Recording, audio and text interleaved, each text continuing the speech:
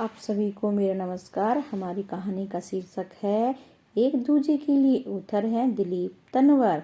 चित्रांकन किया उमा शंकर शंकर ने। एक दूजे के लिए, क्या आपको पता है पेड़ पौधे जीव जंतु किस तरह से एक दूजे को भोजन मुहैया कराते हैं और जमीन को उपजाऊ बनाने में मदद करते हैं। आइए एक दूजे की कहानी हम शुरू करते हैं। बारिश के दिन थे, चारों तरफ हरियाली छाई थी, ठंडी ठंडी बयार चल रही थी। ऐसे मौसम में पेड़ पौधे और घास सब बहुत खुश थे। उनमें नई नई कोमल कोमल पत्तियां जो आ रही थी, सब खुशी से झूम रहे थे, अपने रंग रूप और इठला रहे थे।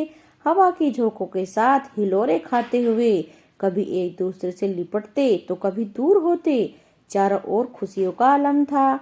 उसी समय भेड़ बकरियों का एक झुंड वहां पर आ धमका। उन्हें देखते ही पेड़ पौधे घबरा गए। खुशियों का माहौल अब डर और घबराहट में बदल चुका था। भेड़ बकरियों ने ढेर सारे पेड़ पौधों को चट कर डाला। उन्होंने जी भरकर कोमल कोमल पत्तियां खाई। अब भेड़ बकरियां बहुत खुश थी। उनका पेट जो भर गया था, वो भी कोमल कोमल पत्तियां खाकर। पेट भरने के बाद वे वहीं सुस्ताने लगी।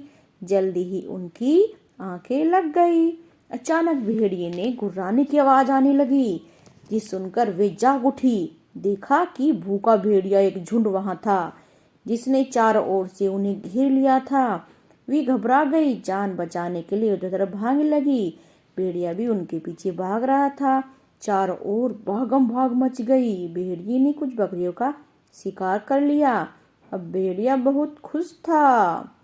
पेट भरने के बाद वो वहीं पर सुस्ताने लगे। भेड़िए ने कुछ देर वहां आराम किया। आराम करने के बाद झुंड वहां से जाने लगा।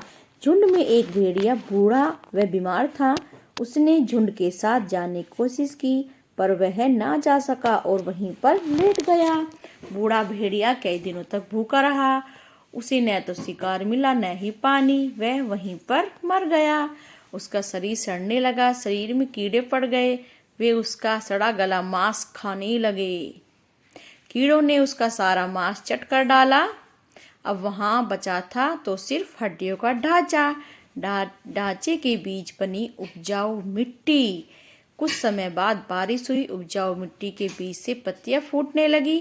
फिर से हरियाली छाने लगी। पेड़ पौधे खुशी से झूमने लगे, इठलाने लगे, मानो कह रहे हो हम सब बने हैं एक दूजे के लिए। ये थी हमारी जीव जंतु और पेड़ पौधों को एक साथ संबंधित करने वाली कहानी, जिसके द्वारा पेड़ पौधे और जीव जंतु जीवित रहते हैं पृथ्वी पर।